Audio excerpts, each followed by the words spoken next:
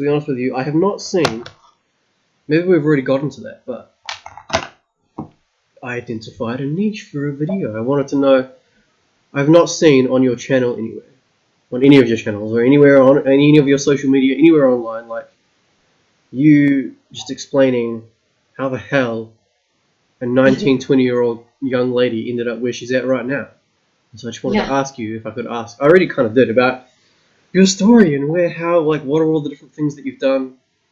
Sure. How old were you when you started self-employment opportunities like this? When I started what? Self-employment. Oh, self-employment. Yeah. So I'll tell you from the beginning. So at the age of like 12 or 13, I actually got hired by just like a birthday party center they just told me I can come in and help them with like after school work. And then one day they said, would you like to do face painting for some birthday parties? And then I said, oh, all right. And I learned how to do face painting. I studied for like, I remember like 2 weeks on YouTube how to do face painting, like different designs. And then I just decided to post on Kijiji like some ads offering face painting as a service for like a few $100s an hour, because that is how much face painters charge actually. So this was 6 or 7 years ago. You're 20 now. Yeah. Yeah. Right. 2010. So that was when I got my first 2010. Yeah. So when I got my first client at that age, it was just really impressive for me to be able to, go and work on the weekend and just make like $2,000 from doing like 5 or 6 parties. And then I was like, yes, definitely impressive. Yeah, I was integrating like balloon animals into it, and then like I got a cotton candy machine. I started just adding more services. And you were your own mobile circus or whatever. That's pretty awesome. Yeah. You were killing it at it, clearly. So. And then I built it into a website where it's called entertainkids.net. So hold on a second. Can I stop you right there? Because first of all, actually, I don't suppose, are you recording right now? I'm not recording. Well, I was thinking if you wanted a copy of the recording, so maybe you can use it for like. Yeah, that will be great. A sample of. I would throw it on your coaching website and use it as a sample of like this is what you get when you do my coaching or whatever. Yeah, I would love that if you could send that over. Yeah, absolutely. And second of all, you just made a jump in the conversation there from you're cranking the party animals, balloons, face painting, and the cotton candy and everything, and then all of a sudden there's a website. You said that you just created a website. Mhm. Did you do the WordPress thing? And how did you know how to do that? Like, that's a young age to just all of a sudden be able to just add all that together, to know how to just put a website up, have some idea how to market it, and to get going, really get going with a website added on top of what you're already doing. Yeah. So when I built my website, my first website was actually on Tumblr. Do you know Tumblr.com? Yeah, I was on there for a while. I think people would be also really interested in hearing this. Which is another reason I wanted to record this. People are very interested in you, as am I. So I just thought, see what I can get out of this young lady, this impressive young lady. When I started on Tumblr, it was just a really basic website that took like 5 minutes, and then I built a Wix website, which was taking more and more time to build. But it was like within a day that I got it launched and up and running, and then I just used that website to be able to market it even further, like using my ads. But the way I knew that I had to build a website is because all my competition, they had websites, and I knew if I wanted to get to that level, I needed a like fresh and like something modern, a website that represents. So there was a booming face painting and animal balloon creating industry there in Toronto. Oh, Toronto, there's so many, yeah. Okay, right. Yeah. Really. Well, anyways, okay, yeah, that explains it, I guess. And you just wanted to, you're just trying to compete. And you're like, oh, they all have websites, I've got to get in on this as well. Mm-hmm. Did your father's influence have much of an impact on how well that went or how much you knew at that point? You're now 14, 15, something like that? Oh, yeah, that was like, around there. But did my dad have an impact on this? On like how well this was executed and like how much you knew, how well you knew how to go about doing this already. Yeah, so like when I built my first website, the structure of it was all wrong. Like, for example, you would enter it and it would just start with a bunch of text, like explaining what it is that I'm doing, but in text.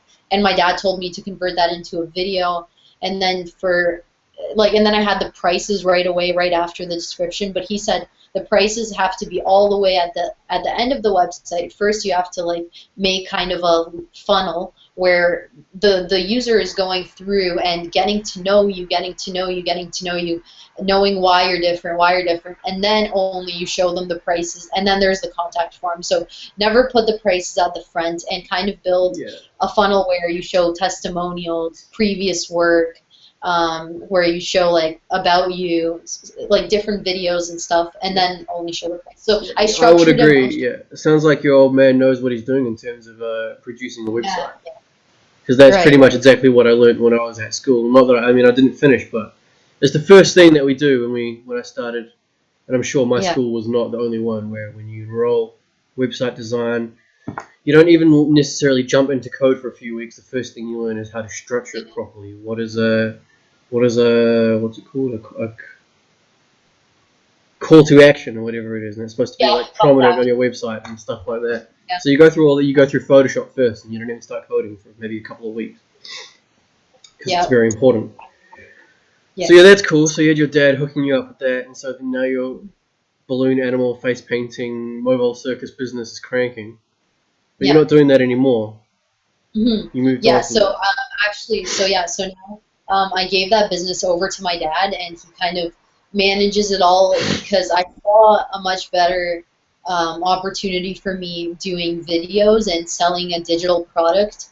I was having trouble keeping up with all the bookings and all the like, having to make sure this entertainer was here at that time. It's very Mm. like physical.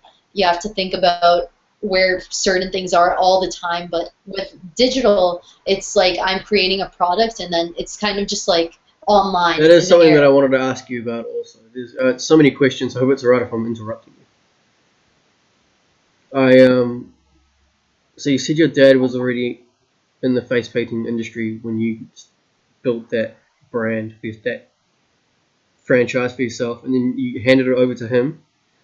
So Yeah. he's got, but that was not his first business in that industry. So he already had. Oh, no, it was actually, I was the one that was the first person in the face painting industry. Now he's in it, but before he was just selling, different wool blankets from Germany and stuff. Like, I have one, products. He had like a store in the mall, where he was just selling, like slippers, bedding, pillows, stuff that's good for your health. Um, but health and wellness. But now he He was moved on doing other to, stuff. Anyways, yeah. there's one thing that I'm trying to get through here, which is I'm sure a lot of other people would be interested in knowing is you. So who, as of today, day and date right now, the 15th of October 2017, who is the more impressive entrepreneur, JaneMichaels or her father? JaneMichaels, I think. You really? Okay. Yeah. All right. That's just yeah. So I guess you grew up like you've grown up on the internet and you've made the most of it. You figured out some things on your own then, definitely. If Yeah. that's true, what you just said. So you don't have to tell me about what your father does. I'm sure it's pretty Mhm. awesome, just like what you do. Yeah. Yeah. But anyway, so you handed off that business to your old man, and now he's doing that. And then you went Mhm. into digital products. Right. How did you decide which product you wanted to do?